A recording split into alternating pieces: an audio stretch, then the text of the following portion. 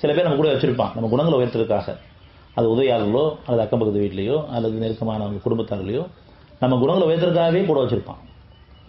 அது அவங்களை பொறுத்து சேர்த்து மன்னிக்கணும், அவங்களுக்கு இறைவனை பொறுப்பேற்கணும், சமாதானத்தை விரும்பணும் அப்படிங்கிற குணம் உயர்த்துறதுக்காகவே. அப்படி நம்ம குணம் உயர்ந்துருச்சுன்னு சொன்னா அந்த சோதனை காலங்கள் நமக்கு அடுத்த நிலைக்கு உயர்த்தப்பட்டுரும். யார் மூலமா நம்ம பிரச்சனை வந்துட்டு இருக்குதோ அவங்களுடைய குணத்தையும் உயர்த்திடலாம் அல்லது அவனோட நீக்கிடலாம். அது நமக்கு தெரியாது. என் குணம் உயர வரைக்கும் தான் எனக்கு சோதனை. ஒரு உதவியாளர் வச்சிருக்கிறோம் அல்லது குடும்பத்தில் நெருக்கமாக இருக்கவங்களே நமக்கு அடிக்கடி பிரச்சனை பண்ணிட்டு இருக்காங்க. அவங்க பொது சேர்த்து மன்னிக்கிறேன்னா, அவங்க இறைவனை பொறுப்பேற்படுத்துறேன்னா, சமாதானத்தை விரும்புகிறேன்னா இறைவன் பார்க்குறோம்.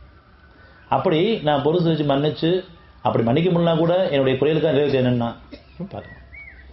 நம்முடைய குறைகளுக்காகவும் அவங்களுடைய குறைகளுக்காகவும் நிறைவே தேடி சமாதானத்தை விரும்பும் பொழுது நான் பாஸ் ஆகிட்டேன், இன்னும் பாஸ் பண்ணிட்டான். அதுக்கு அவங்க நம்மளோட தகுதியோடு இருந்தாங்கன்னு சொன்னால் அவங்க நம்மளோட சேர்த்து வைப்பான், நெருக்கமாக வைப்பான், நம்மளோட குணங்கள் அவங்களும் மேன்மை அடைஞ்சு வந்துடுவாங்க. அப்படி இல்லைன்னு சொன்னால் அவங்கள பற்றி எந்த கவலையும் உங்களுக்கு இருக்காது, எந்த சிரமம் ஏற்படாது. ஆக நிகழும் நிகழ்ச்சி எல்லாம் இறைவன் அனுமதி கொண்டு நிகழ்ந்துட்டு இருக்குது, தூய்மைப்படுத்துறதுக்காக, மேம்படுத்துறதுக்காக. அடுத்தவங்க சில கஷ்டம் வந்துருக்குன்னு நம்ம கஷ்டத்தை கொடுத்துருக்கோம், அதனால் பொறுத்து வச்சு மன்னிச்சு பழகுங்க, அவங்களே இறைவனை பொறுப்புப்படுத்துங்க. இறைவன் உதவி சமயமாக தான் இருக்குது.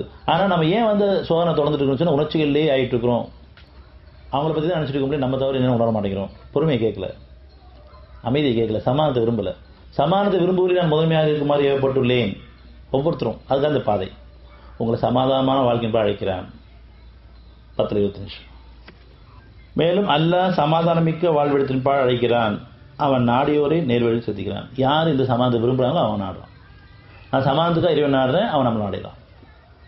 எந்த சூழ்நிலை எனக்கு அமைதி தான் முக்கியம், நான் அமைதி தவற விட்டக்கூடாது, என்னை சுற்றி நிகழ்வுகள் நான் தவறிடாலும் கூட உடனே அமைதியை விரும்புகிறேன், அவன் பக்கமே திரும்புகிறேன்.